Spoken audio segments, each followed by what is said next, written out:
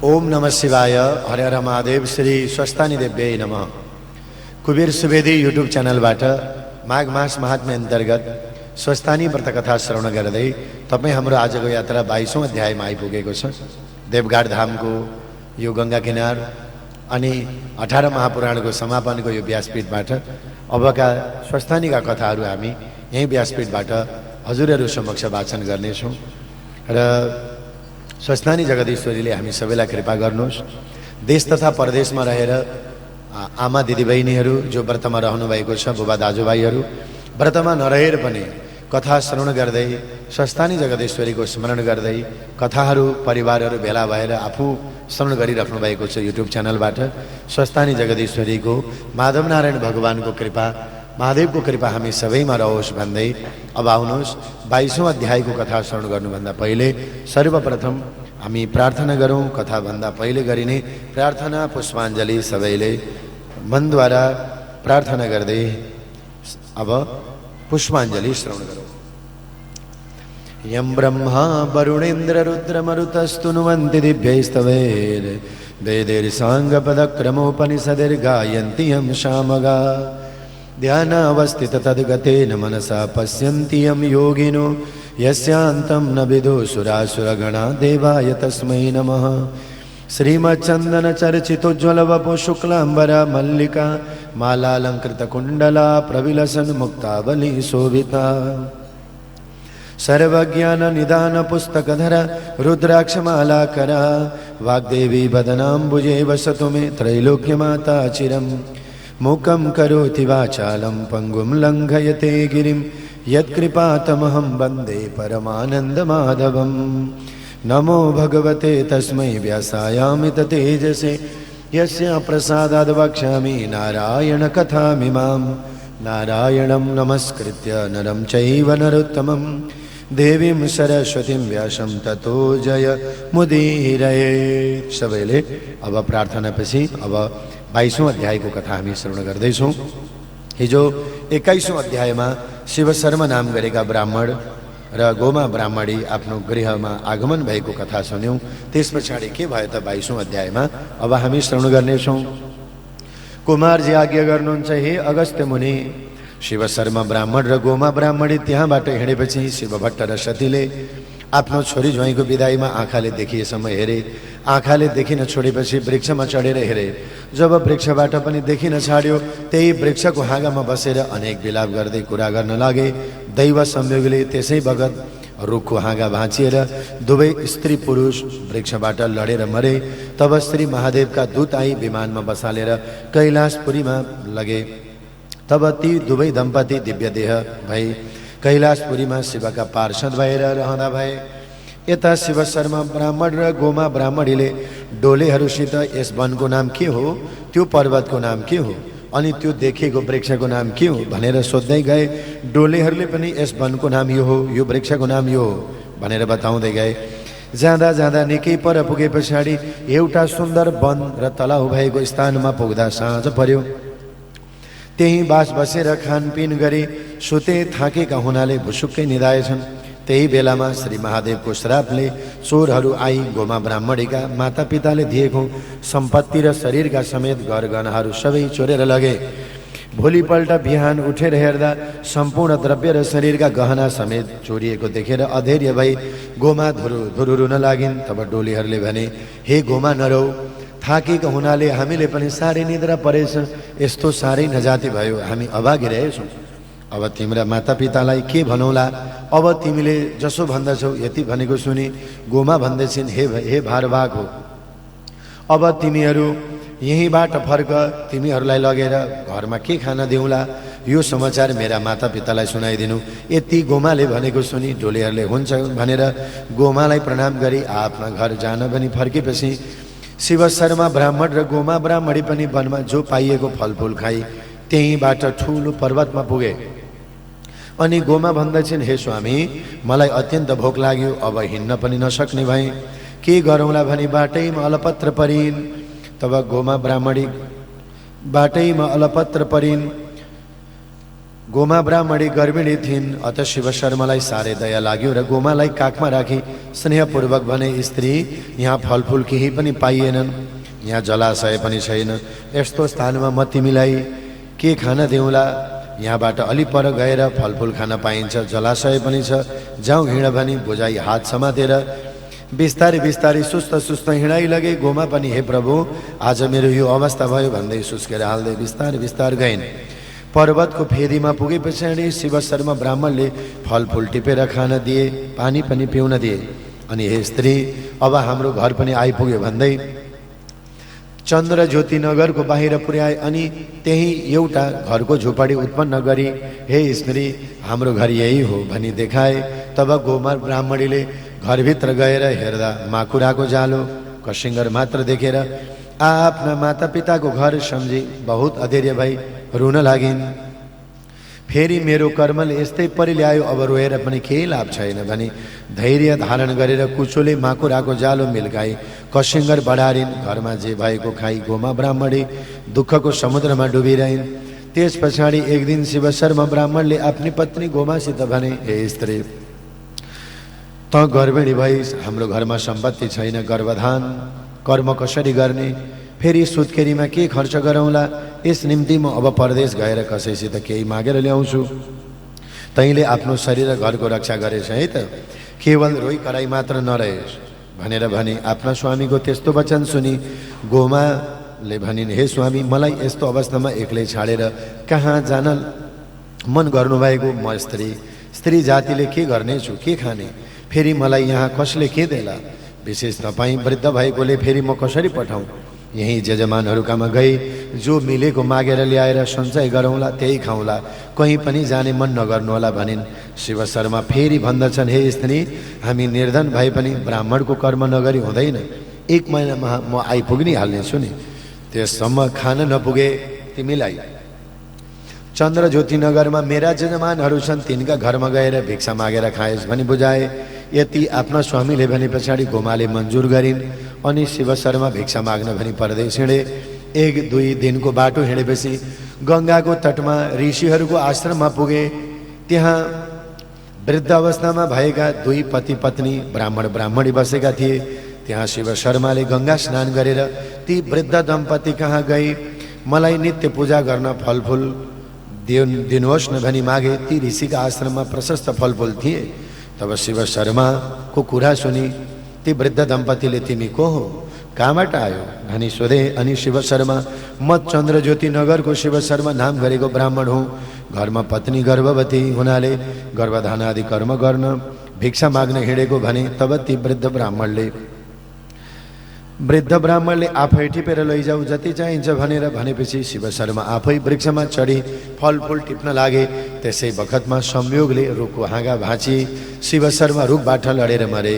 ती शिव शर्मा मरे पछाडि महादेवको रूप धारण गरी कैलाशमा पुगे। पार्वतीले भेट गरेर महादेव आउनु भएको देखिन् र सुनको कमण्डलुले पाउ धोई भित्र लगेर बसाले पछाडि भनिन्, हे ईश्वर, छोरा मानिसहरू कति पापी हुँदा रहेछन्, राम्री स्त्री पाए पछाडि सबै कुरा बिर्सिँदा रहेछन्। हजुरले पनि मलाई बिर्सिनु भएको थियो, पल्ल सम्झनु भयो होइन, अनि आउनुभयो। हेर, सुखमा बसेकी त्यो गोमालाई कलबल छलले ल्याएर गर्भिणी तुल्याई दुःख दिई त्यस्ता स्थानमा एक्लै मिल्काएर आउनुभयो। अब त्यो के गरेर खाली बिचारी? यति पार्वतीले भनेको सुनि महादेवले हाँस्दै भन्नुभयो, हे प्रिय, सेवक र भक्तको भन्दामा पनि पाप पनि गर्नु पर्दछ। गोमाले अब पाप सके पछाडि बल्ल सुख पाउँदैछन्। सुखका दिन गोमाला आउँदैछन्। परीक्षाको घडी हो, सन्देह नगर। त्यस पछाडि भिक्षा माग्न गएका शिव शर्मा धेरै दिन बितेपछि फर्केर आएनन्। गोमाले अनेक दुःख सही चन्द्र ज्योति नगरमा गएर भिक्षा मागेर ल्याइन्। गर्भधान कर्म गराइन्। मास पूर्ण भयो। सबै राज लक्षणले युक्त भएको छोरो जन्मियो। गोमाले चन्द्र ज्योति नगरबाट ब्राह्मणहरू डाकी ब्राह्मणका मर्यादाले नामकरण गराइन्। ती ब्राह्मणहरूले ज्योतिष शास्त्र विचार गरे, नवराज नाम राखिदिए। घर जाने बेलामा, हे गोमा, यो बालक सबै राज लक्षणले युक्त छ, राजा पनि हुन सक्दछ, तिमीलाई सुख र सन्तोष दिनेछ, यसमा शङ्का नमाने। यति ब्राह्मणहरूको वचन सुनि गोमाले मनमा आनन्द मानी बडा श्रद्धाका साथमा भोजन दक्षिणा दिई विदा गरिन्। त्यस पछाडि बालकलाई गोमाले अर्काको ढिकी जाँतो गरी धागो काटेर पालन गरिन्।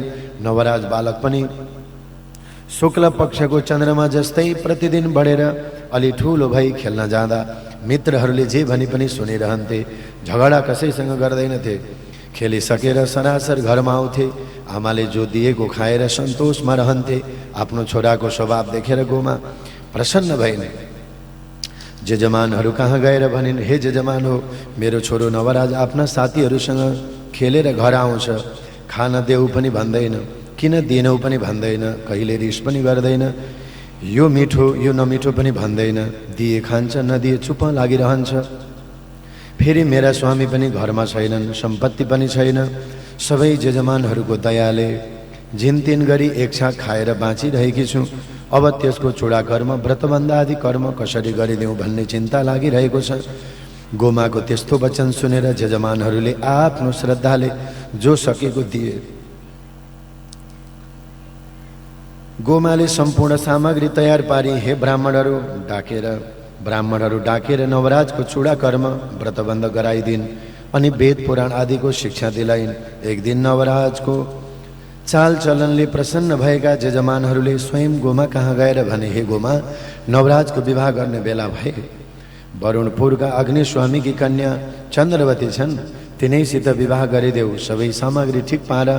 जजमानहरूको यस्तो वचन सुने गोमा भन्दछिन्, हे जजमान हो, मेरो छोरोको कमाई छैन, घरमा सम्पत्ति छैन, त्यसलाई कन्या कसले देला, विवाह कसरी गरिदिने। यति सुनेर जजमानहरूले भने, हे गोमा, जे चाहेको सामग्री हामी दिन्छौँ, के चाहिन्छ।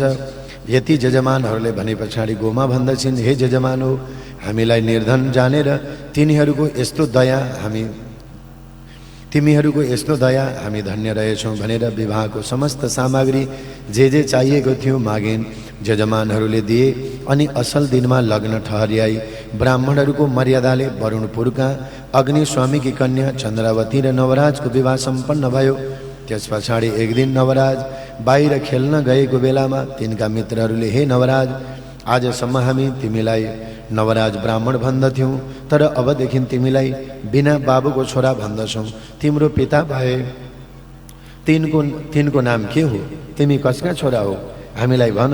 यति आफ्ना मित्रहरूले भनेको सुनि नवराज केही उत्तर दिन नसकी घर आएर भने, हे माता, म कसको छोरो हुँ, मेरो पिताको नाम के हो भनी साथीहरूले भनेको सारा कुरा आमालाई सुनाए अनि मेरा पिता कहाँ छन् भनेर सोधे। नवराजको यति कुरा सुन्नसाथ गोमाले